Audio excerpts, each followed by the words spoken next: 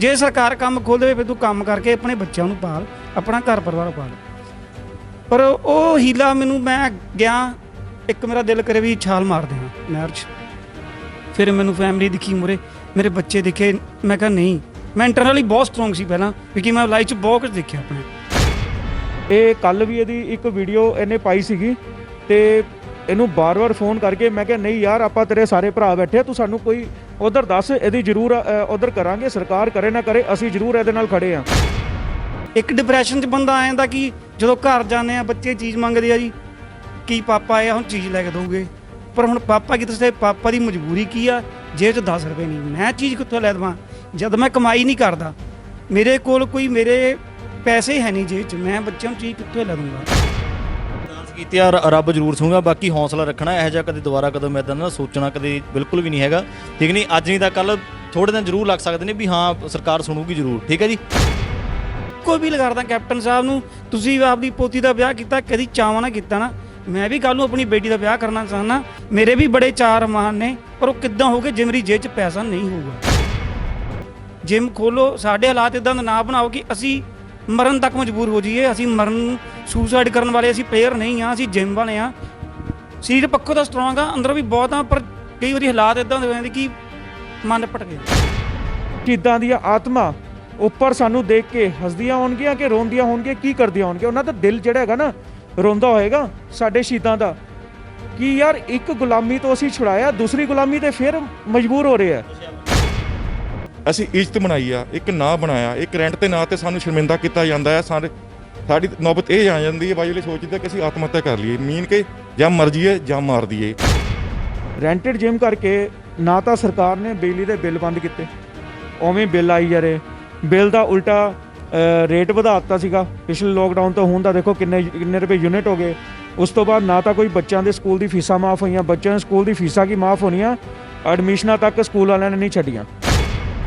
ਮੈਂ ਸੁੱਤਾ ਪਿਆ ਹੁੰਦਾ ਹੈਗਾ, ਰਾਤਾਂ ਨੂੰ ਨੀਂਦ ਨਹੀਂ ਆਉਂਦੀ, ਥੱਲੇ ਪਿਆ ਪੱਖੇ ਵੱਲ ਦੇਖਦਾ ਰਹਿੰਦਾ ਹੈਗਾ, ਮੈਨੂੰ ਇਵੇਂ ਲੱਗਦਾ ਕਿ ਮੇਰੀ ਵੀ ਅੱਜ ਦਾ ਕੱਲ੍ਹ ਮੇਰੀ ਵੀ ਲਾਸ਼ ਪੱਖੇ ਨਾਲ ਲਟਕਦੀ ਮਿਲਣੀ ਹੈ ਗੌਰਮੈਂਟ ਨੂੰ ਤਾਂ ਸ਼ਾਂਤੀ ਮਿਲਣੀ ਹੈ।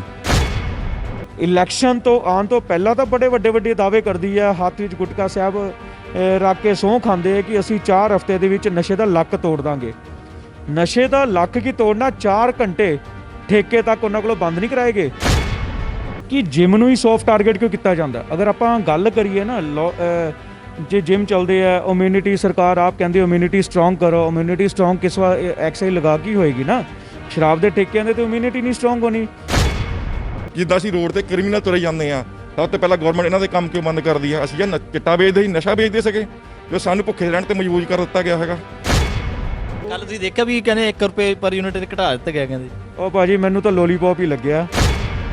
ਦੁਕਾਨਦਾਰ ਬੜੇ ਦੁਖੀ ਹੈ, ਬਸ ਉਹ ਰੋ ਨਹੀਂ ਸਕਦੇ, ਯਾਨੀ ਕਿ ਗਮ ਸਾਰਿਆਂ ਨੂੰ ਉਹਨਾਂ ਦੇ ਚਿਹਰਿਆਂ ਤੋਂ ਦਿਖਦਾ। ਕਿੱਥੇ ਪੰਜਾਬ ਹੱਸਦਾ ਖੇਡਦਾ ਖੁਸ਼ਹਾਲ ਪੰਜਾਬ ਹੁੰਦਾ ਸੀ, ਕਿੱਥੇ ਕੀ ਲਿਆ ਕੇ ਖੜਾ ਕਰਤਾ, ਕੱਲਾ ਬੰਦਾ ਦੁਖੀ ਹੈ। ਆਪਾਂ ਇੱਕ ਕਹਿੰਦੇ ਆ ਕਿ ਜਿਹੜੀ ਪੰਜਾਬ ਦੀ ਧਰਤੀ ਹੈ ਨਾ, ਉਹ 2 ਚੀਜ਼ਾਂ ਵੀ ਜਾਣੀ ਜਾਂਦੇ, ਇੱਕ ਜਵਾਨੀ ਤੇ ਇੱਕ ਕਿਸਾਨੀ। ਪੰਜਾਬ ਦੇ ਵਿੱਚ ਗੱਭਰੂ ਨੌਜਵਾਨ ਕਿੰਨੇ ਵਧੀਆ ਹੁੰਦੇ ਸੀਗੇ, ਹੁਣ ਗੱਭਰੂ ਨੌਜਵਾਨ ਕਿੱਥੇ ਮਿਲਦੇ? ਠੇਕਿਆਂ ਦੇ ਬਾਹਰ, ਜਿਮ ਬੰਦ ਤੇ ਠੇਕੇ ਓਪਨ। ਸਤਿ ਸ਼੍ਰੀ ਅਕਾਲ ਜੀ, ਮੈਂ ਹਾਂ ਗੁਰਦੀਪ ਸਿੰਘ ਲੰਮੇ, ਤੁਸੀਂ ਦੇਖ ਰਹੇ ਹੋ ਲੁਧਿਆਣਾ ਟਾਈਮਸ। ਤੁਸੀਂ ਜਾਣਦੇ ਹੋ ਕਿ ਕੋਵਿਡ-19 ਦੇ ਕੇਸਿਸ ਨੂੰ ਲੈ ਕੇ ਜਿਹੜੇ ਪੰਜਾਬ ਸਰਕਾਰ ਦੇ ਵੱਲੋਂ ਕਿਹਾ ਗਿਆ ਸੀ ਕਿ ਜਿਮਸ ਜਿਹੜੇ ਬੰਦ ਕਰ ਦਿੱਤੇ ਜਾਣ। ਜਿਮਸ ਬੰਦ ਕੀਤੇ ਗਏ, ਪਿਛਲੇ ਸਾਲ ਜਦੋਂ ਲਾਕਡਾਊਨ ਸ਼ੁਰੂਆਤ ਹੋਈ ਸੀ ਉਸ ਵੇਲੇ ਵੀ ਜਿਮ ਬੰਦ ਕਰ ਦਿੱਤੇ ਗਏ ਸੀਗੇ।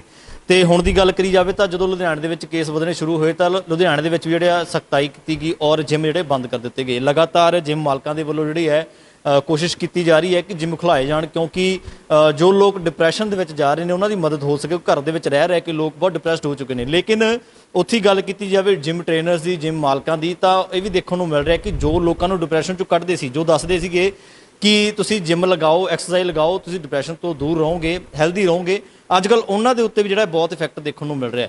ਤਾਂ ਜਿਮ ਮਾਲਕਾਂ ਦੀ ਪਹਿਲਾਂ ਵੀ ਸਟੋਰੀਜ਼ ਲੈ ਕੇ ਹਾਜ਼ਰ ਹੁੰਦੇ ਰਹੇ ਤੁਹਾਡੇ ਸਾਹਮਣੇ, ਉਹਨਾਂ ਦੀ ਮੁਸ਼ਕਲਾਂ ਨੂੰ ਲੈ ਕੇ। ਤਾਂ ਅੱਜ ਦੁਬਾਰਾ ਤੋਂ ਅਸੀਂ ਜਿਮ ਮਾਲਕਾਂ ਦੇ ਕੋਲ ਆਏ ਹਾਂ, ਗੱਲਬਾਤ ਕਰਾਂਗੇ ਉਹਨਾਂ ਨਾਲ। ਬਾਈ ਜੀ ਸਭ ਤੋਂ ਪਹਿਲਾਂ ਬਹੁਤ ਸਵਾਗਤ ਹੈ ਤੁਹਾਡਾ। ਪਹਿਲਾਂ ਤਾਂ ਲੰਮੇ ਭਾਜੀ ਤੇ ਸਤਵੰਤ ਭਾਈ ਤੇ ਨਾਲ ਲੁਧਿਆਣਾ ਟਾਈਮਸ ਵਾਲੇ ਦਿਲੋਂ ਥੈਂਕਸ, ਜੋ ਸਾਡੀ ਸਮੇਂ ਸਿਰ ਆਵਾਜ਼ ਜਿਹੜੀ ਹੈ ਸਰਕਾਰਾਂ ਤੱਕ ਪਹੁੰਚਾਉਂਦੇ ਆ। ਬਾਈ ਜੀ ਗੱਲ ਕੀਤੀ ਜਾਵੇ ਤੁਹਾਡੇ ਜਿਮ ਟ੍ਰੇਨਰਸ ਹੋਣ ਚਾਹੇ ਜਿਮ ਮਾਲਕ ਹੋਣ, ਜਿਵੇਂ ਤੁਸੀਂ ਹੁਣ ਜਿਮ ਚਲਾਉਂਦੇ ਹੋ, ਦੇਖਣ ਦੇ ਵਿੱਚ ਆਇਆ ਕਿ ਲਾਕਡਾਊਨ ਦੇ ਪੀਰੀਅਡ ਦੇ ਵਿੱਚ ਪਹਿਲਾਂ ਵੀ ਬੰਦ ਰਹੇ ਨੇ ਜਿਮ ਤੇ ਹੁਣ ਵੀ ਬੰਦ ਰਹੇ ਨੇ। ਤਾਂ ਮੰਗਾਂ ਬਾਰ-ਬਾਰ ਕੀਤੀਆਂ ਜਾ ਰਹੀਆਂ ਨੇ ਸਰਕਾਰ ਦੇ ਪ੍ਰਸ਼ਾਸਨ ਦੇ ਅੱਗੇ, ਲੇਕਿਨ ਮੰਨੀ ਨਹੀਂ ਜਾ ਰਹੀ। ਉੱਥੇ ਕੋਵਿਡ ਕੇਸਿਸ ਦੇ ਕਰਕੇ ਸਰਕਾਰ ਕਹਿੰਦੀ ਕਿ ਅਸੀਂ ਬੰਦਸ਼ਾਂ ਤਾਂ ਲਗਾਈਆਂ ਹੋਈਆਂ ਨੇ। ਕੀ ਕਹਿਣਾ ਚਾਹੋਗੇ?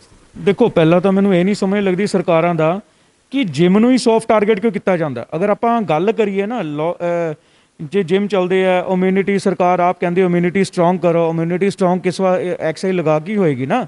ਸ਼ਰਾਬ ਦੇ ਠੇਕਿਆਂ ਦੇ ਤੇ ਇਮਿਊਨਿਟੀ ਨਹੀਂ ਸਟਰੋਂਗ ਹੋਣੀ। ਯੂਥ ਨੂੰ ਅਗਰ ਆਪਾਂ ਸਹੀ ਦਿਸ਼ਾ ਦਿਖਾਉਂਦੇ ਆ, ਜਿਮ ਦੇ ਵਿੱਚ ਵਰਕਆਊਟ ਕਰਵਾਉਂਦੇ, ਇਮਿਊਨਿਟੀ ਸਟਰੋਂਗ ਕਰਦੇ ਆ, ਉਹ ਚੀਜ਼ਾਂ ਬੰਦ ਹੈ। ਜਿੱਥੇ ਇਮਿਊਨਿਟੀ ਵੀਕ ਹੁੰਦੀ ਉਹ ਚੀਜ਼ਾਂ ਓਪਨ ਹੈ। ਤੇ ਦੂਸਰੀ ਗੱਲ ਤੁਸੀਂ ਇਹ ਲਗਾ ਲਓ ਕਿ ਲਾਸਟ ਟਾਈਮ ਵੀ ਜਿਮ ਜਦੋਂ ਬੰਦ ਹੋਏ ਸੀ, 5 ਤੋਂ 6 ਮਹੀਨੇ ਬੰਦ ਹੋਏ ਸੀ। ਮੈਂ ਤੁਹਾਨੂੰ ਦੱਸਣਾ ਚਾਹੂੰਗਾ ਕਿ 80 ਤੋਂ 90% ਜਿਹੜੇ ਜਿਮਸ ਹੈ ਨਾ ਉਹ ਰੈਂਟਡ ਹੈ। ਰੈਂਟਡ ਜਿਮ ਕਰਕੇ ਨਾ ਤਾਂ ਸਰਕਾਰ ਨੇ ਬਿਜਲੀ ਦੇ ਬਿੱਲ ਬੰਦ ਕੀਤੇ, ਉਵੇਂ ਬਿੱਲ ਆਈ ਜਾ ਰਹੇ। ਬਿੱਲ ਦਾ ਉਲਟਾ ਰੇਟ ਵਧਾ ਦਿੱਤਾ ਸੀਗਾ ਪਿਛਲੇ ਲੋਕਡਾਊਨ ਤੋਂ ਹੁਣ ਦਾ। ਦੇਖੋ ਕਿੰਨੇ ਰੁਪਏ ਯੂਨਿਟ ਹੋ ਗਏ। ਉਸ ਤੋਂ ਬਾਅਦ ਨਾ ਤਾਂ ਕੋਈ ਬੱਚਿਆਂ ਦੇ ਸਕੂਲ ਦੀ ਫੀਸਾਂ ਮਾਫ ਹੋਈਆਂ। ਬੱਚਿਆਂ ਦੇ ਸਕੂਲ ਦੀ ਫੀਸਾਂ ਕੀ ਮਾਫ ਹੋਣੀਆਂ, ਐਡਮਿਸ਼ਨਾਂ ਤੱਕ ਸਕੂਲ ਵਾਲਿਆਂ ਨੇ ਨਹੀਂ ਛੱਡੀਆਂ। ਨਾ ਹੀ ਕੋਈ ਘਰ ਦੇ ਖਰਚੇ ਰੁਕੇ ਆ, ਨਾ ਹੀ ਕੋਈ ਰੈਂਟ ਵਾਲੇ ਨੇ ਯਾਨੀ ਕਿ ਬਿਲਡਿੰਗ ਵਾਲੇ ਨੇ ਰੈਂਟ ਮਾਫ ਕੀਤੇ ਆ, ਤੇ ਨਾ ਹੀ ਕੋਈ ਹੋਰ ਖਰਚੇ ਯਾਨੀ ਕਿ ਰੁਕੇ ਆ। ਅਗਰ ਸਾਰੀਆਂ ਚੀਜ਼ਾਂ ਆਪਣੀ ਜੇਬ ਚੋਂ ਬੰਦੇ ਨੇ ਕਰਨੀ ਹੈ, ਫਿਰ ਬੰਦ ਕਿਉਂ ਕਰਦੇ ਆ? ਜਾਂ ਤਾਂ ਤੁਸੀਂ ਬੰਦ ਕਰਨਾ, ਬੰਦ ਕਰਕੇ ਪੈਕੇਜ ਦੇ ਦਿਓ। ਠੀਕ ਹੈ, ਜਿਮ ਹੁਣ ਜਿਵੇਂ ਮੇਰੇ ਜਿਮਸ ਹੈ, ਤੁਸੀਂ ਲਗਾ ਲਓ 3 ਤੋਂ 4 ਬੰਦੇ ਇੱਕ ਜਿਮ ਦੇ ਵੀ ਟ੍ਰੇਨਰ ਹੁੰਦੇ ਆ, 2 ਤੋਂ 3 ਬੰਦੇ ਸਫਾਈ ਵਾਲੇ ਆ, ਇੱਕ ਰਿਸੈਪਸ਼ਨਿਸਟ ਹੁੰਦੀ ਆ। ਉਹਨਾਂ ਦਾ ਖਰਚਾ ਲਗਾਓ, ਕਿੰਨੇ ਸੈਲਰੀ ਦੇ ਲਗਾ ਕੇ ਉਹਨਾਂ ਦੀ ਐਵਰੇਜ ਲਗਾ ਲਓ। ਉਸ ਤੋਂ ਇਲਾਵਾ ਉਹਨਾਂ ਦੇ ਪਰਿਵਾਰ ਦੇ ਖਰਚੇ ਲਗਾਓ ਕਿ ਸਰਕਾਰ ਉਹਨਾਂ ਦਿੰਦੀ ਆ। ਸਰਕਾਰ ਜਦੋਂ ਇਲੈਕਸ਼ਨ ਤੋਂ ਆਉਣ ਤੋਂ ਪਹਿਲਾਂ ਤਾਂ ਬੜੇ ਵੱਡੇ ਦਾਅਵੇ ਕਰਦੀ ਆ, ਹੱਥ ਵਿੱਚ ਗੁਟਕਾ ਸਾਹਿਬ ਰੱਖ ਕੇ ਸਹੁੰ ਖਾਂਦੇ ਆ ਕਿ ਅਸੀਂ 4 ਹਫ਼ਤੇ ਦੇ ਵਿੱਚ ਨਸ਼ੇ ਦਾ ਲੱਕ ਤੋੜ ਦਾਂਗੇ। ਨਸ਼ੇ ਦਾ ਲੱਕ ਕੀ ਤੋੜਨਾ, 4 ਘੰਟੇ ਠੇਕੇ ਤੱਕ ਉਹਨਾਂ ਕੋਲੋਂ ਬੰਦ ਨਹੀਂ ਕਰਾਏ ਗਏ। ਠੀਕ ਹੈ, ਉਸ ਤੋਂ ਬਾਅਦ ਵੱਡੇ ਲੋਕਡਾਊਨ ਦੇ ਦਾਅਵੇ ਕੀਤੇ ਜਾਂਦੇ ਆ, ਬਿਜਲੀ ਦੇ ਬਿੱਲ ਮਾਫ ਕੀਤੇ ਜਾਣਗੇ, ਬਿਜਲੀ ਦੇ ਬਿੱਲ ਘੱਟ ਆਣਗੇ, ਸਾਰਾ ਦਿੱਤਾ। ਉਸ ਤੋਂ ਇਲਾਵਾ ਖੜੇ ਮੀਟਰਾਂ ਦੇ ਬਿੱਲ ਵੀ ਆਏ ਆ, ਨਾਮ ਦਿੱਤਾ ਗਿਆ ਐਵਰੇਜ ਬਿੱਲ ਹੈ ਜੀ। ਹੁਣ ਵੀ ਲੋਕਡਾਊਨ ਲੱਗਿਆ, ਬਿਜਲੀ ਦੇ ਬਿੱਲ ਕਿਹੜਾ ਰੁਕੇ ਆ? ਕੱਲ ਤੁਸੀਂ ਦੇਖਿਆ ਵੀ ਕਹਿੰਦੇ 1 ਰੁਪਏ ਪਰ ਯੂਨਿਟ ਤੇ ਘਟਾ ਦਿੱਤਾ ਗਿਆ ਕਹਿੰਦੇ ਜੀ। ਉਹ ਭਾਜੀ ਮੈਨੂੰ ਤਾਂ ਲੋਲੀਪੌਪ ਹੀ ਲੱਗਿਆ ਕਿ ਇੱਕ ਨਾ ਯਾਨੀ ਕਿ ਇਹ ਐਵੇਂ ਦੀਆਂ ਗੱਲਾਂ ਕਰਦੇ ਕਿ ਬੰਦਾ ਆਪਣੇ ਆਪ ਹਾਸਾ ਆ ਜਾਂਦਾ ਕਿ ਕਿੰਨਾ ਘਟਾਇਆ। ਤੁਹਾਨੂੰ ਵੀ ਪਤਾ 0। ਕੱਲ ਫਿਰ ਮੈਂ ਜਦੋਂ ਡੇਲ ਦੇਖੀ ਨਾ, ਕਹਿੰਦੇ 0 ਯੂਨਿਟ ਤੋਂ ਲੈ ਕੇ 100 ਯੂਨਿਟ ਤੱਕ, ਜਿੱਦਾਂ 2 ਕਿਲੋਵਾਟ ਦਾ, ਸ਼ਾਇਦ ਮੈਂ ਗਲਤ ਵੀ ਹੋਵਾਂ, ਇਹ ਨਹੀਂ ਮੈਨੂੰ ਪਤਾ, ਜੋ ਮੈਂ ਯਾਨੀ ਕਿ ਦੇਖਿਆ 1 ਰੁਪਇਆ ਯੂਨਿਟ ਮਾਫ ਹੈ। ਉਸ ਤੋਂ ਬਾਅਦ 100 ਤੋਂ ਲੈ ਕੇ 200 ਯੂਨਿਟ ਤੱਕ 75 ਪੈਸੇ ਹੈ। ਫਿਰ ਜਿੱਦਾਂ 2 ਕਿਲੋਵਾਟ ਤੋਂ ਲੈ ਕੇ 7 ਕਿਲੋਵਾਟ ਮੀਟਰ ਹੈ, ਉਹਨੂੰ 50 ਪੈਸੇ ਮਾਫ ਹੈ। ਤੇ ਹੁਣ ਤੁਸੀਂ ਲਗਾਓ ਜਿੰਮਾਂ ਦੇ ਜਿਹੜੇ ਮੀਟਰ ਹੁੰਦੇ ਉਹ 10 ਕਿਲੋਵਾਟ ਤੋਂ ਤਾਂ ਸਟਾਰਟ ਹੁੰਦੇ ਆ, ਤੇ ਉਸ ਤੋਂ ਇਲਾਵਾ ਘਰ ਡੋਮੈਸਟਿਕ ਇਹਨਾਂ ਨੇ ਮਾਫ ਕੀਤਾ। ਤੇ ਉੱਥੇ ਗੱਲ ਕੀਤੀ ਜਾਵੇ, ਜੇ ਤੋਂ ਗੱਲ ਕਰੀਏ ਆਪਾਂ ਇਹਨਾਂ ਲੋਕਡਾਊਨ ਨੂੰ ਲੈ ਕੇ ਜਾਂ ਰਿਸਟ੍ਰਿਕਸ਼ਨਸ ਨੂੰ ਲੈ ਕੇ, ਤੁਹਾਡੀ ਲਾਈਫ ਦੇ ਉੱਤੇ ਕੀ ਇਫੈਕਟ ਪਏ ਨੇ? ਇਫੈਕਟ ਦੇਖਣ ਨੂੰ ਕੀ ਮਿਲ ਰਹੇ ਨੇ? ਭਾਜੀ ਇਕੱਲਾ ਜਿਮ ਓਨਰਸ ਦਾ ਨਹੀਂ ਆ, ਐਕਚੁਅਲ ਦੇ ਵਿੱਚ ਮੈਂ ਕੈਪਟਨ ਸਾਹਿਬ ਨੂੰ ਹੱਥ ਜੋੜ ਕੇ ਕਹਿੰਦਾ, ਉਹਨਾਂ ਦੀ ਬੜੀ ਵੱਡੀ ਟੀਮ ਹੈ, ਗਰਾਊਂਡ ਲੈਵਲ ਤੇ ਆ ਕੇ, ਜਿਮ ਤੇ ਨਹੀਂ, ਕੱਲੇ ਬੰਦੇ ਕੋਲ ਜਾ ਕੇ ਦੇਖਣ ਉਹਨਾਂ ਦੀ ਪ੍ਰਜਾ ਕਿੰਨੀ ਦੁਖੀ ਹੈ। ਦੁਕਾਨਦਾਰ ਬੜੇ ਦੁਖੀ ਹੈ, ਬਸ ਉਹ ਰੋ ਨਹੀਂ ਸਕਦੇ। ਯਾਨੀ ਕਿ ਗਮ ਸਾਰਿਆਂ ਨੂੰ ਉਹਨਾਂ ਦੇ ਚਿਹਰਿਆਂ ਤੋਂ ਦਿਖਦਾ। ਕਿੱਥੇ ਪੰਜਾਬ ਹੱਸਦਾ ਖੇਡਦਾ ਖੁਸ਼ਹਾਲ ਪੰਜਾਬ ਹੁੰਦਾ ਸੀ, ਕਿੱਥੇ ਕੀ ਲਿਆ ਕੇ ਖੜਾ ਕਰਤਾ। ਕੱਲਾ ਬੰਦਾ ਦੁਖੀ ਹੈ। ਸਿਰਫ ਤੁਸੀਂ ਇਹ ਲਗਾਓ ਕਿ ਇੱਕ ਪੋਲਿਟਿਕਸ ਕਰਕੇ ਤੁਸੀਂ ਆਪਾਂ ਇੱਕ ਕਹਿੰਦੇ ਆ ਕਿ ਜਿਹੜੀ ਪੰਜਾਬ ਦੀ ਧਰਤੀ ਹੈ ਨਾ, ਉਹ 2 ਚੀਜ਼ਾਂ ਵੀ ਜਾਣੀ ਜਾਂਦੇ, ਇੱਕ ਜਵਾਨੀ ਤੇ ਇੱਕ ਕਿਸਾਨੀ ਸੈਂਟਰ ਨੇ ਬਿਠਾਤਾ। ਕਾਲੇ ਬਿੱਲਾਂ ਕਰਕੇ ਸਾਡੇ ਬਜ਼ੁਰਗ, ਸਾਡੇ ਮਾਵਾਂ, ਸਾਡੀਆਂ ਭੈਣਾਂ, ਸਾਡੇ ਭਰਾ ਉੱਥੇ ਯਾਨੀ ਕਿ ਤੁਸੀਂ ਲਗਾ ਲਓ ਸੜਕਾਂ ਤੇ ਬੈਠਣ ਨੂੰ ਮਜਬੂਰ ਹੈ। ਕਿ ਸੈਂਟਰ ਸਰਕਾਰ 3 ਬਿੱਲ ਮਾਫ ਨਹੀਂ ਕਰ ਸਕਦੀ? ਕਿ ਅਗਰ ਉਹ ਕਹਿੰਦੇ, ਉਹਨਾਂ ਨੂੰ ਕਹਿੰਦੇ ਕਿ ਕਰੋਨਾ ਹੋ ਜਾਓ, ਉਹਨਾਂ ਨੂੰ ਤੁਸੀਂ ਉਠਾਣਾ, ਤੁਸੀਂ ਸਿੱਧਾ ਕਹਿ ਦਿਓ ਕਿ ਤੁਹਾਡੇ 3 ਬਿੱਲ ਮਾਫ ਹੋ ਜਾਣਗੇ। ਇਹ ਕਿਉਂ ਆਪਣੀ ਜਿੱਤ ਤੇ ਅੜੇ ਹੋਏ ਆ? ਉਸ ਤੋਂ ਬਾਅਦ ਤੁਸੀਂ ਲਗਾਓ ਪੰਜਾਬ ਦੇ ਵਿੱਚ ਗੱਭਰੂ ਨੌਜਵਾਨ ਕਿੰਨੇ ਵਧੀਆ ਹੁੰਦੇ ਸੀਗੇ। ਹੁਣ ਗੱਭਰੂ ਨੌਜਵਾਨ ਕਿੱਥੇ ਮਿਲਦੇ? ਠੇਕਿਆਂ ਦੇ ਬਾਹਰ, ਜਿਮ ਬੰਦ ਤੇ ਠੇਕੇ ਓਪਨ। ਠੀਕ ਹੈ ਨਾ। ਤੇ ਆਪਾਂ ਹੁਣ ਗੱਲ ਕਰਦੇ ਹਾਂ, ਸ਼ਹੀਦਾਂ ਦੀ ਧਰਤੀ ਹੈ। ਰਾਜਗੁਰੂ ਸੁਖਦੇਵ, ਭਗਤ ਸਿੰਘ ਵਰਗਿਆਂ ਨੇ ਸਾਡੇ ਲਈ ਸ਼ਹੀਦੀਆਂ ਕਿਉਂ ਦਿੱਤੀਆਂ? ਅਗਲੀਆਂ ਪੀੜ੍ਹੀਆਂ ਲਈ ਕਿਉਂ? ਉਹਨਾਂ ਨੇ ਅੰਗਰੇਜ਼ਾਂ ਦੀ ਗੁਲਾਮੀ ਤੋਂ ਸਾਨੂੰ ਬਚਾਇਆ। ਅੱਜ ਕੱਲ੍ਹ ਦਾ ਯੂਥ ਤੁਸੀਂ ਪਿੱਛੇ 5-6 ਸਾਲਾਂ ਤੋਂ ਗ੍ਰਾਫ ਦੇਖੋ, ਬਾਹਰ ਜਾਣ ਨੂੰ ਕਿਉਂ ਮਜਬੂਰ ਹੋਇਆ ਹੋਇਆ? ਅੰਗਰੇਜ਼ਾਂ ਦੀ ਗੁਲਾਮੀ ਕਿਉਂ ਕਰਨ ਨੂੰ ਮਜਬੂਰ ਹੋ ਰਿਹਾ? ਕਿਉਂ? ਇੱਥੇ ਦੀ ਇੱਕ ਯੂਥ ਬਾਰੇ ਸੋਚਦੇ ਨਹੀਂ ਕੋਈ ਵੀ ਨਾ। ਯੂਥ ਬਾਰੇ ਸੋਚਦੇ ਹੈ, ਸਿਰਫ ਆਪਣੀ ਪੋਲਿਟਿਕਸ ਆਪਣੀ ਸੀਟਾਂ ਪਿੱਛੇ ਲੜੀ ਜਾ ਰਿਹਾ, ਯੂਥ ਨੂੰ ਇਸਤੇਮਾਲ ਕੀਤਾ, ਚਲੋ ਛੱਡਤਾ, ਵਪਾਰੀਆਂ ਨੂੰ ਇਸਤੇਮਾਲ ਕੀਤਾ, ਛੱਡਤਾ। ਜਦੋਂ ਇਲੈਕਸ਼ਨ ਹੁੰਦੇ ਉਹਨਾਂ ਨੂੰ ਕਾਫੀ ਕੁਝ ਕੀਤਾ, ਠੀਕ ਹੈ। ਕੱਲਾ ਕੱਲਾ ਯਾਨੀ ਕਿ ਬੰਦਾ ਦੁਖੀ ਹੈ ਕਿ ਸਾਡੇ ਸ਼ਹੀਦਾਂ ਦੀਆਂ ਆਤਮਾ ਉੱਪਰ ਸਾਨੂੰ ਦੇਖ ਕੇ ਹੱਸਦੀਆਂ ਹੋਣਗੀਆਂ ਕਿ ਰੋਂਦੀਆਂ ਹੋਣਗੀਆਂ, ਕੀ ਕਰਦੀਆਂ ਹੋਣਗੀਆਂ। ਉਹਨਾਂ ਦਾ ਦਿਲ ਜਿਹੜਾ ਹੈਗਾ ਨਾ ਰੋਂਦਾ ਹੋਏਗਾ ਸਾਡੇ ਸ਼ਹੀਦਾਂ ਦਾ, ਕਿ ਯਾਰ ਇੱਕ ਗੁਲਾਮੀ ਤੋਂ ਅਸੀਂ ਛੁਡਾਇਆ, ਦੂਸਰੀ ਗੁਲਾਮੀ ਤੇ ਫਿਰ ਮਜਬੂਰ ਹੋ ਰਹੇ ਆ। ਹਾਂਜੀ, ਤੁਹਾਡੇ ਕੋਲ ਮੈਂ ਵਾਪਸ ਆਉਣਾ ਆ ਬਾਈ ਜੀ, ਤੁਹਾਡੇ ਨਾਲ ਗੱਲ ਕਰਦੇ ਆ। ਤੁਸੀਂ ਕੰਪੀਟੀਸ਼ਨ ਵੀ ਬਹੁਤ ਲੜੇ ਹੋਣਗੇ ਨਾ, ਜਿਮ ਲਗਾਉਂਦੇ ਰਹੇ ਹੋ, ਹੁਣ ਵੀ ਲਗਾਉਂਦੇ ਹੋ। ਤੁਹਾਡੀ ਲਾਈਫ ਤੇ ਕੀ ਇਫੈਕਟ ਦੇਖਣ ਨੂੰ ਮਿਲਿਆ ਇਸ ਦਾ? ਮੈਂ ਜੀ ਇੱਕ ਛੋਟਾ ਮੋਟਾ ਜਿਮ ਓਨਰ ਆ, ਜਿਮ ਓਨਰ ਛੋਟਾ ਆ, ਬਟ ਮੈਂ 5 ਟਾਈਮ ਮਿਸਟਰ ਇੰਡੀਆ ਰਹਿ ਚੁੱਕਾ ਆ। ਮੇਰੇ ਕਾਫੀ ਪਲੇਅਰ ਜਿਹੜੇ ਹੈਗੇ ਆ ਮਿਸਟਰ ਵਰਲਡ ਤੱਕ ਔਰ ਮਿਸਟਰ ਏਸ਼ੀਆ ਤੱਕ ਖੇਡ ਚੁੱਕੇ ਆ। ਇਸ ਵੇਲੇ ਹਾਲਾਤ ਗੌਰਮੈਂਟ ਨੇ ਇਹ ਕਰ ਦਿੱਤੇ ਆ, ਤੇ ਪਹਿਲਾਂ ਤਾਂ ਸੁਣ 'ਚ ਆਉਂਦਾ ਸੀਗਾ ਕਿ ਜਿਹੜੇ ਕਿਸਾਨ ਆ ਉਹ ਕਰਜ਼ੇ ਥੱਲੇ ਆ ਕੇ ਆਤਮ ਹੱਤਿਆ ਕਰਦੇ ਆ, ਤੇ ਹੁਣ ਤਾਂ ਸਾਡੇ ਜਵਾਨ ਯਾਨੀ ਕਿ ਸਾਡੀ ਯੂਥ ਉਹ ਕਰਜ਼ੇ ਥੱਲੇ ਆ ਚੁੱਕੀ ਆ। ਪਹਿਲੇ ਸਾਲ ਦਾ ਕਰੋਨਾ ਸੀਜ਼ਨ ਤੋਂ ਲੈ ਕੇ ਹੁਣ ਤੱਕ ਉਹਨਾਂ ਸਿਰ ਤੇ ਰੈਂਟ ਇੰਨੇ ਚੜ ਗਏ ਆ, ਪਿਛਲਾ ਤਾਂ ਦੇ ਨਹੀਂ ਸਕੇ ਹੈਗੇ। ਮਾਲਕ ਮਕਾਨ ਤਾਨੇ ਦੇ ਕੇ ਮਾਰ ਰਹੇ ਆ, ਸ਼ਰਮਿੰਦਾ ਕਰ ਦਿੱਤਾ ਯੂਥ ਨੂੰ, ਤੇ ਹੁਣ ਫਿਰ ਤੋਂ ਉਹੀ ਹਾਲ ਸ਼ੁਰੂ। ਜਿਹੜੇ ਤੁਸੀਂ ਰੈਂਟ ਦੀ ਗੱਲ ਕਰਦੇ ਹੋ, ਫਿਰ ਮੁੜ ਕੇ ਧੱਕਾ ਤਾਂ ਨਹੀਂ ਕੀਤਾ ਜਾਂਦਾ ਵੀ ਰੈਂਟ ਦਿੱਤਾ ਜਾਵੇ? ਸਾਨੂੰ ਤਾਂ ਚਾਹੀਦਾ ਧੱਕਾ, ਇਹ ਧੱਕਾ ਹੀ ਹੁੰਦਾ ਜੇ ਕਿਸੇ ਨੂੰ ਤਾਨਾ ਦੇਣਾ ਧੱਕਾ ਹੀ ਆ। ਇੱਕ ਲਾਹਨਤ ਪਾਣੀ ਇਹ ਵੀ ਧੱਕਾ ਆ। ਅਸੀਂ ਇੱਜ਼ਤ ਬਣਾਈ ਆ, ਇੱਕ ਨਾਂ ਬਣਾਇਆ, ਇੱਕ ਰੈਂਟ ਦੇ ਨਾਂ ਤੇ ਸਾਨੂੰ ਸ਼ਰਮਿੰਦਾ ਕੀਤਾ ਜਾਂਦਾ ਆ। ਸਾਡੀ ਨੌਬਤ ਇਹ ਆ ਜਾਂਦੀ ਹੈ, ਬਾਈ ਵਾਲੇ ਸੋਚਦੇ ਕਿ ਅਸੀਂ ਆਤਮ ਹੱਤਿਆ ਕਰ ਲਈਏ, ਮੀਨ ਕਿ ਜਾਂ ਮਰ ਜਾਈਏ ਜਾਂ ਮਾਰ ਦਈਏ, ਇੱਦਾਂ ਦੇ ਖਿਆਲ ਆਉਂਦੇ ਆ। ਪਿਛਲੇ 5 ਮਹੀਨੇ ਦਾ ਕਰਾ ਹਜੇ ਵੀ ਖੜਾ ਆ, ਤੇ ਹੁਣ 2 ਮਹੀਨੇ ਹੋਰ ਹੋ ਗਏ ਆ, ਉਹ ਖੜਾ। ਬੈਂਕ ਵਾਲੇ ਤੰਗ ਕਰਦੇ ਪਏ ਆ, ਬਾਈਕ ਦੀ ਕਿਸ਼ਤ ਆ, ਕੋਈ ਕਿਸੇ ਮਸ਼ੀਨਰੀ ਦੀ ਕਿਸ਼ਤ ਆ, ਉਹ ਸਿਰ ਤੇ ਚੜੀਆਂ। ਸਕੂਲ ਦੀਆਂ ਫੀਸਾਂ, ਮੈਂ ਆਪਣੇ ਬੱਚੇ ਦੀ ਸਕੂਲ ਦੀ ਫੀਸ ਪਿਛਲੇ 2 ਮਹੀਨੇ ਸਕੂਲ ਦੀ ਫੀਸ ਨਹੀਂ ਪੇ ਕਰ ਸਕਿਆ ਹੈਗਾ। ਮੈਂ ਕਿੱਥੋਂ ਕਰੀਏ? ਬੱਚਿਆਂ ਦੇ ਜਿਹੜੇ ਟੀਚਰ ਹੈਗੇ ਆ ਉਹ ਤਾਨੇ ਦਿੰਦੇ ਹੈਗੇ, ਫੀਸ ਦਿਓ। ਸਾਨੂੰ ਕੀ ਪਤਾ, ਜਿੱਦਾਂ ਮਰਜ਼ੀ ਕਰੋ, ਨਹੀਂ ਤਾਂ ਬੱਚੇ ਨੂੰ ਤੁਸੀਂ ਹਟਾ ਲਓ। ਜਾਣੀ ਕਿ ਬੜੇ ਹੀ ਮਾੜੇ ਹਾਲਾਤਾਂ 'ਚ ਲੰਘਦੇ ਰਹੇ ਪਏ ਸਪੋਰਟਸਮੈਨ। ਪਹਿਲਾਂ ਸਪੋਰਟਸਮੈਨ ਸ਼ਾਨ ਨਾਲ ਜਿੰਦੇ ਸੀ, ਹੁਣ ਸ਼ਰਮ ਆਉਂਦੀ ਹੈ ਕਿ ਇੱਦਾਂ ਦੀ ਕੰਟਰੀ 'ਚ ਪੈਦਾ ਹੋਵਾਂਗੇ ਜਿੱਥੇ ਸਪੋਰਟਸਮੈਨ ਦੀ ਕੋਈ ਕਦਰ ਨਹੀਂ ਹੈਗੀ। ਸਭ ਤੋਂ ਪਹਿਲਾਂ ਇਹਨਾਂ ਦੇ ਹੀ ਕੰਮ ਖੋਏ ਜਾਂਦੇ ਆ, ਔਰ ਇਹਨਾਂ ਨੂੰ ਭੁੱਖਾ ਮਾਰ ਦਿੱਤਾ, ਛੱਡ ਦਿੱਤਾ ਜਾਂਦਾ ਹੈਗਾ। ਮੈਂ ਸਰਕਾਰ ਨੂੰ ਕਹੂੰਗਾ ਸ਼ਰਮ ਕਰੋ। ਜਿਹੜੀ ਯੂਥ ਤੁਹਾਨੂੰ ਪੂਰੇ ਵਰਲਡ ਵਿੱਚ ਤੁਹਾਡਾ ਨਾਮ ਕਰਦੀ ਆ, ਤੁਹਾਡੇ ਲਈ ਗੋਲਡ ਮੈਡਲ ਲੈ ਕੇ ਆਉਂਦੀ ਆ, ਉਸ ਯੂਥ ਨੂੰ ਤੁਸੀਂ ਸ਼ਰਮਿੰਦਾ ਕਰ ਛੱਡਿਆ, ਉਸ ਨੂੰ ਕਰਜ਼ਾਈ ਕਰ ਦਿੱਤਾ ਤਾਂ ਕਿ ਉਹ ਆਤਮ ਹੱਤਿਆ ਕਰੇ। ਇਹਨੂੰ ਲੱਗਦਾ ਇਹਨਾਂ ਨੂੰ ਯੂਥ ਨਹੀਂ ਚਾਹੀਦੀ, ਇਹਨਾਂ ਨੂੰ ਨਸ਼ੇੜੀ ਚਾਹੀਦੇ ਆ। ਜੋ ਅੱਜ ਕੱਲ੍ਹ ਹੋ ਰਹੀ ਹੈ, ਜਿਮ ਬੰਦ ਆ, ਠੇਕੇ ਖੁੱਲ੍ਹੇ ਆ, ਦਾਰੂ ਸ਼ਰੇਆਮ ਵਿਕਦੀ ਆ, ਜਿਮ ਵਾਲੇ ਇੱਕ ਘਰ ਬੈਠੇ ਆ, ਤੇ ਜਦੋਂ ਬਾਹਰ ਰੋਡ 'ਤੇ ਜਾਂਦੇ ਆ ਉਹਨਾਂ ਨੂੰ ਇੱਦਾਂ ਲੱਗਦਾ ਕਿ ਯਾਰ ਕਿ ਹੁਣ ਮੈਂ ਕੀ ਕਰਾਂ, ਮਰਾਂ ਜਾਂ ਦਾਰੂ ਪੀਵਾਂ। ਦਾਰੂ ਤਾਂ ਨਹੀਂ ਪੀ ਸਕਦੇ ਕਿ ਉਹਨਾਂ ਕੋਲ ਪੈਸੇ ਹੈ ਨਹੀਂ, ਡਿਸਪਰੈਸ਼ਨ 'ਚ ਇੰਨਾ ਚਾ ਚੁੱਕੇ ਆ। ਇੱਧਰ ਕੋਈ ਮੜਿਆ ਆ, ਮੇਰਾ ਭਰਾ ਕੱਲ ਆਤਮ ਹੱਤਿਆ ਕਰਨ ਲੱਗਾ ਸੀਗਾ, ਅਮਨਦੀਪ ਹੈ, ਨਹਿਰ ਤੇ ਗਿਆ ਆਤਮ ਹੱਤਿਆ ਕਰਨ ਲੱਗਾ ਸੀਗਾ, ਤੇ ਪਤਾ ਨਹੀਂ ਕੀ ਫੈਮਿਲੀ ਬਾਰੇ ਸੋਚ ਕੇ ਦਿਮਾਗ 'ਚ ਆਇਆ, ਤੇ ਇਹਨਾਂ ਨੇ ਆਤਮ ਹੱਤਿਆ ਨਹੀਂ ਕੀਤੀ। ਫਿਰ ਵੀ ਇਹਨਾਂ ਦੇ ਦਿਮਾਗ ਦਾ ਆਪਾਂ ਕੋਈ ਕਹਿ ਨਹੀਂ ਸਕਦੇ ਕਿ ਬੰਦਾ ਕੱਲ ਕੁਛ ਕਰ ਜਾਵੇ। ਮੈਂ ਸੁੱਤਾ ਪਿਆ ਹੁੰਦਾ ਹੈਗਾ, ਰਾਤਾਂ ਨੂੰ ਨੀਂਦ ਨਹੀਂ ਆਉਂਦੀ, ਥੱਲੇ ਪਿਆ ਪੱਖੇ ਵੱਲ ਦੇਖਦਾ ਰਹਿੰਦਾ ਹੈਗਾ। ਮੈਨੂੰ ਇਵੇਂ ਲੱਗਦਾ ਕਿ ਮੇਰੀ ਵੀ ਅੱਜ ਦਾ ਕੱਲ ਮੇਰੀ ਵੀ ਲਾਸ਼ ਪੱਖੇ ਨਾਲ ਲਟਕਦੀ ਮਿਲਣੀ ਹੈ ਗੌਰਮੈਂਟ ਨੂੰ ਤਾਂ ਸ਼ਾਂਤੀ ਮਿਲਣੀ ਹੈ। ਬਸ ਕਹਿੰਦੇ ਨੇ ਵੀ ਇਹ ਸੁਸਾਈਡ ਕੋਈ ਹੀਲਾ ਨਹੀਂ ਹੁੰਦਾ ਹੈਗਾ, ਆਪਣੀ ਆਵਾਜ਼ ਰੱਖੀ ਜਾਵੇ ਤਾਂ ਅੱਜ ਨਹੀਂ ਤਾਂ ਕੱਲ ਸਰਕਾਰ ਸੁਣਦੀ ਜ਼ਰੂਰ ਹੈ। ਵੀ ਮਤਲਬ ਥੋੜਾ ਟਾਈਮ ਜ਼ਰੂਰ ਲੱਗਦਾ ਆ। ਜਿਸ ਹਿਸਾਬ ਦੇ ਨਾਲ ਹੁਣ ਰਿਸਟ੍ਰਿਕਸ਼ਨ ਜਿਹੜੀਆਂ ਨੇ ਘਟਾਉ ਰਹੇ, ਹੋ ਸਕਦਾ ਜਿਮ ਵੀ ਦੁਬਾਰਾ ਖੁੱਲ੍ਹ ਜਾਣ। ਸੁਸਾਈਡ ਕੋਈ ਹਿੱਲਾ ਨਹੀਂ ਹੁੰਦਾ, ਬਟ ਇਹ ਸੁਸਾਈਡ ਥੋੜ੍ਹਾ ਸਾਡਾ ਕਤਲ ਕੀਤਾ ਜਾ ਰਿਹਾ ਹੈਗਾ। ਸਾਨੂੰ ਇਮੋਸ਼ਨਲ ਬੈਕਮੇਲ ਕਰਕੇ ਸਾਨੂੰ ਸਰਕਾਰਾਂ ਕਤਲ ਕਰਦੀਆਂ ਪਈਆਂ ਸਾਡਾ। ਅਸੀਂ ਮਰਨਾ ਨਹੀਂ ਚਾਹੁੰਦੇ, ਸਾਡੀ ਫੈਮਿਲੀ ਦਿਖਦੀਆਂ, ਲੇਕਿਨ ਜਦੋਂ ਫੈਮਿਲੀ ਸਾਡੀ ਭੁੱਖੀ ਮਰਦੀ ਹੋਏ ਅਸੀਂ ਦੇਖ ਨਹੀਂ ਸਕਦੇ ਹੈਗੇ। ਅਸੀਂ ਉਹ ਇਨਸਾਨ ਆ ਜਿਨ੍ਹਾਂ ਨੇ ਦੇਸ਼ ਦਾ ਨਾਮ ਰੋਸ਼ਨ ਕੀਤਾ, ਅੱਜ ਸਾਨੂੰ ਲਾਹਨਤਾਂ ਪੈ ਰਹੀਆਂ। ਲੋਕੀ ਸਾਡੇ ਵਾਲੇ ਇਵੇਂ ਦੇਖਦੇ ਆ ਜਿੱਦਾਂ ਅਸੀਂ ਰੋਡ ਤੇ ਕ੍ਰਿਮੀਨਲ ਤੁਰੇ ਜਾਂਦੇ ਆ। ਸਭ ਤੋਂ ਪਹਿਲਾਂ ਗੌਰਮੈਂਟ ਇਹਨਾਂ ਦੇ ਕੰਮ ਕਿਉਂ ਬੰਦ ਕਰਦੀ ਆ? ਅਸੀਂ ਜਾਂ ਚਿੱਟਾ ਵੇਚਦੇ ਸੀ, ਨਸ਼ਾ ਵੇਚਦੇ ਸੀਗੇ, ਜੋ ਸਾਨੂੰ ਭੁੱਖੇ ਰਹਿਣ ਤੇ ਮਜਬੂਰ ਕਰ ਦਿੱਤਾ ਗਿਆ ਹੈਗਾ। ਇਹਨਾਂ ਗੱਲਬਾਤ ਕਰਦੇ ਆ ਬਾਈ ਜੀ, ਜਿਵੇਂ ਤੁਹਾਨੂੰ ਦੱਸਿਆ ਕਿ ਤੁਸੀਂ ਸੁਸਾਈਡ ਕਰਨ ਲੱਗੇ ਸੀ, ਕੀ ਅਜਿਹਾ ਕੀ ਦਿਮਾਗ ਦੇ ਵਿੱਚ ਆ ਗਿਆ?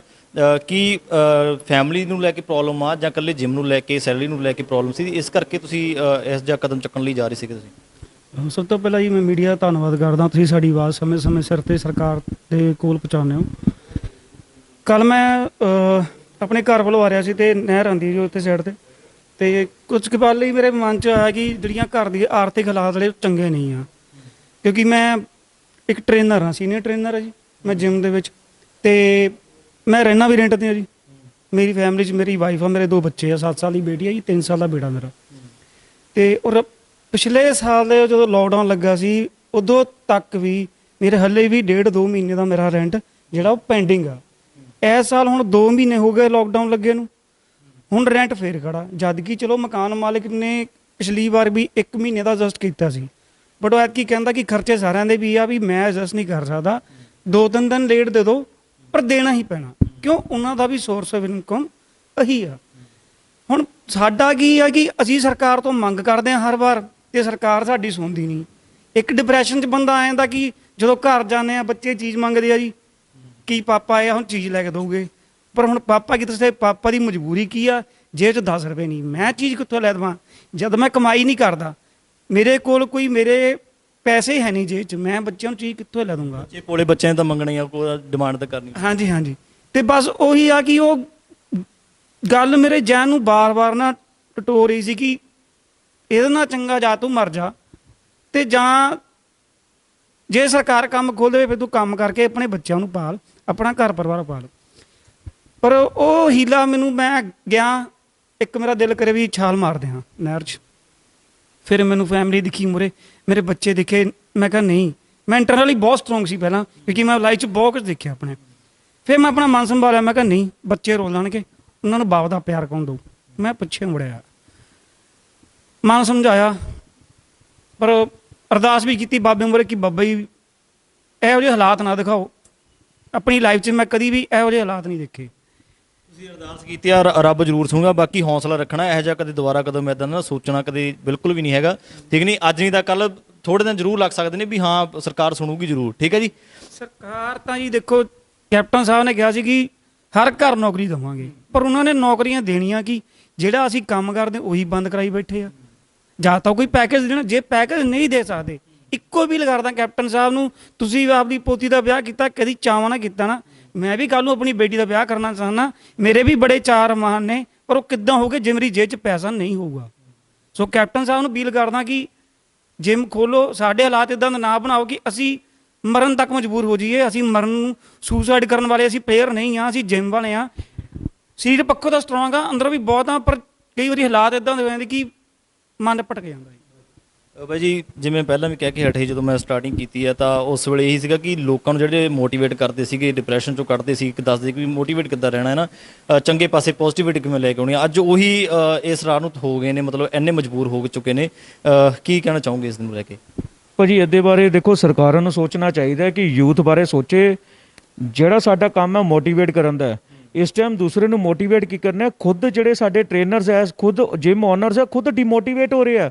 ਯਾਨੀ ਕਿ ਐਵੇਂ ਦੇ ਉਲਟੇ ਸਿੱਧੇ ਉਹਨਾਂ ਦੇ ਦਿਮਾਗ ਤੇ ਖਿਆਲ ਆ ਰਹੇ ਆ ਕਿ ਜਿਵੇਂ ਪਤਾ ਨਹੀਂ, ਮੈਨੂੰ ਵੀ ਕਈ ਵਾਰੀ ਡਰ ਲੱਗਦਾ ਕਿ ਯਾਰ ਇਸ ਬੰਦੇ ਨੂੰ ਅੱਜ ਮਿਲਿਆ, ਕੱਲ ਪਤਾ ਨਹੀਂ ਹੋਏਗਾ ਕਿ ਨਹੀਂ ਹੋਏਗਾ। ਜੋ ਇਹ ਕੱਲ ਵੀ ਇਹਦੀ ਇੱਕ ਵੀਡੀਓ ਇਹਨੇ ਪਾਈ ਸੀਗੀ, ਤੇ ਇਹਨੂੰ ਬਾਰ-ਬਾਰ ਫੋਨ ਕਰਕੇ ਮੈਂ ਕਿਹਾ ਨਹੀਂ ਯਾਰ, ਆਪਾਂ ਤੇਰੇ ਸਾਰੇ ਭਰਾ ਬੈਠੇ, ਤੂੰ ਸਾਨੂੰ ਕੋਈ ਉਧਰ ਦੱਸ, ਇਹਦੀ ਜ਼ਰੂਰ ਉਧਰ ਕਰਾਂਗੇ, ਸਰਕਾਰ ਕਰੇ ਨਾ ਕਰੇ, ਅਸੀਂ ਜ਼ਰੂਰ ਇਹਦੇ ਨਾਲ ਖੜੇ ਆ, ਠੀਕ ਹੈ ਨਾ, ਭਾਵੇਂ ਜਿੰਨਾ ਕੁ ਸਾਡੇ ਕੋਲ ਹੁੰਦਾ।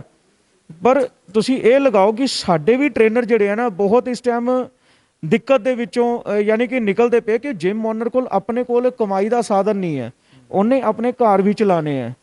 ਅੱਗੋਂ ਦੀ ਹੈਲਪ, ਹੁਣ ਪਿਛਲੇ ਸਾਲ ਦੀ ਗੱਲ ਕਰੋ, ਜਦੋਂ ਪਿਛਲੇ ਸਾਲ ਹੋ ਗਿਆ, ਹੁਣ ਲਗਾ ਲਓ ਜਦੋਂ ਕਰੋਨਾ ਮਹਾਮਾਰੀ ਆਈ ਸੀਗੀ, ਉਦੋਂ ਸਰਕਾਰਾਂ ਨੇ ਕਿਹਾ ਸੀ NGOs ਹੋ ਗਏ, ਯੂਥ ਹੋ ਗਏ, ਅੱਗੇ ਅੱਗੇ ਹੋ ਗਏ, ਕੰਮ ਕਰੇ। ਅਸੀਂ ਨਾ ਤਾਂ ਦਿਨ ਦੇਖਿਆ ਨਾ ਰਾਤ ਦੇਖੀ ਸੇਵਾ ਦੇ ਵਿੱਚ, ਨਾ ਅਸੀਂ ਕੋਈ ਦੇਖਿਆ ਕਿ ਯਾਰ ਬੰਦੇ ਨੂੰ ਕਰੋਨਾ, ਜਾਂ ਨਾ ਬੰਦੇ ਨੂੰ ਦੇਖਿਆ ਕਿ ਬੰਦਾ ਇਸ ਹਾਲਾਤ ਦੇ ਵਿੱਚ ਹਰ ਇੱਕ ਦੀ ਜਾ ਕੇ ਸਾਰੇ ਯਾਨੀ ਕਿ ਯੂਥ ਨੇ ਉਹਨਾਂ ਦੀ ਸੇਵਾ ਕੀਤੀ, ਠੀਕ ਹੈ। ਅੱਗੇ ਅੱਗੇ ਆ ਕੇ ਅਸੀਂ ਕੰਮ ਕੀਤੇ। ਉਸ ਤੋਂ ਬਾਅਦ ਜਦੋਂ ਹੁਣ ਯੂਥ ਨੂੰ ਲੋੜ ਪਈ ਹੈ, ਸਰਕਾਰ ਨੇ ਚਲੋ ਜੀ ਜਿਵੇਂ ਯੂਥ ਨੂੰ ਹੀ ਜਿਵੇਂ ਸਾਈਡ ਤੇ ਕਰਤਾ। ਯੂਥ ਨੂੰ ਚਾਹੀਦਾ ਇੱਕ ਤੰਦਰੁਸਤ, ਇੱਕ ਆਪਣਾ ਸਰੀਰ। ਜਿਹੜਾ ਜਿਮ ਜਾਂਦਾ ਨਾ, ਉਹ ਵੈਲ ਐਜੂਕੇਟਡ ਹੀ ਅੱਜ ਕੱਲ੍ਹ ਆਉਂਦੇ ਆ, ਬਾਈ ਕਹਿਦਾ ਉਹਨਾਂ ਕੋਲ ਆਪਣੇ ਇੱਕ ਸੈਨੀਟਾਈਜ਼ਰ ਹੁੰਦਾ, ਬਾਹਰ ਜਿੰਮਾਂ ਦੇ ਸੈਨੀਟਾਈਜ਼ਰ ਹੁੰਦੇ ਆ, ਠੀਕ ਹੈ, ਪ੍ਰੋਪਰ ਇੱਕ, ਕਿਉਂਕਿ ਅਗਲੇ ਨੂੰ ਵੀ ਪਤਾ ਹੈ ਕਿ ਸਾਨੂੰ ਬਿਮਾਰੀ ਲੱਗੀ, ਅਸੀਂ ਸਾਡੀ ਫੈਮਿਲੀ ਨੂੰ ਲੱਗ ਜੂਗੀ। ਹਰ ਇੱਕ ਬੰਦਾ ਆਪਣਾ ਜਿਹੜਾ ਹੈਗਾ ਨਾ ਸੰਭਾਲ ਰੱਖਦਾ। ਸੋ ਇਹ ਪ੍ਰੋਬਲਮਸ ਤੁਸੀਂ ਸੁਣੀਆਂ ਨੇ ਕਿ ਕੀ ਪ੍ਰੋਬਲਮਸ ਆ ਰਹੀਆਂ ਨੇ। ਹਾਲਾਂਕਿ ਬਾਰ-ਬਾਰ ਜਿਹੜੇ ਪ੍ਰੋਟੈਸਟ ਵੀ ਕੀਤੇ ਗਏ ਨੇ ਜਿਮ ਓਨਰਸ ਦੇ ਵੱਲੋਂ ਕਿ ਜਿਮ ਖੋਲ੍ਹੇ ਜਾਣ, ਕਿਉਂਕਿ ਖਰਚੇ ਨਹੀਂ ਕੱਢੇ ਜਾ ਸਕਦੇ ਹੈਗੇ, ਘਰ ਵੀ ਚਲਾਉਣਾ ਹੈ, ਜਿਮ ਦਾ ਖਰਚਾ ਵੀ ਕਰਨਾ ਹੈ, ਬਹੁਤ ਸਾਰੇ ਖਰਚੇ ਨੇ ਜਿਹੜੇ ਕਰਨੇ ਹੁੰਦੇ ਨੇ। ਤਾਂ ਹੁਣ ਦੇਖਣਾ ਬਣਦਾ ਕਿ ਸਰਕਾਰ, ਪ੍ਰਸ਼ਾਸਨ ਜਿਹੜਾ ਇਸ ਨੂੰ ਲੈ ਕੇ ਕੀ ਕਦਮ ਚੱਕਦਾ ਹੈ, ਔਰ ਕੀ ਜਿਮ ਜਿਹੜਾ ਜਲਦੀ ਤੋਂ ਜਲਦੀ ਖੋਲ੍ਹੇ ਜਾ ਸਕਦੇ ਨੇ ਕਿ ਨਹੀਂ। ਸੋ ਵਧੇਰੀ ਅਪਡੇਟਸ ਸੀ ਜੁੜੇ ਰਹੋ ਲੁਧਿਆਣਾ ਟਾਈਮਸ ਨਾਲ। ਕੈਮਰਾਮੈਨ ਸਤਵੰਤ ਮਥਾੜੋ ਦੇ ਨਾਲ ਗੁਰਦੀਪ ਸਿੰਘ ਲੰਮੇ, ਲੁਧਿਆਣਾ।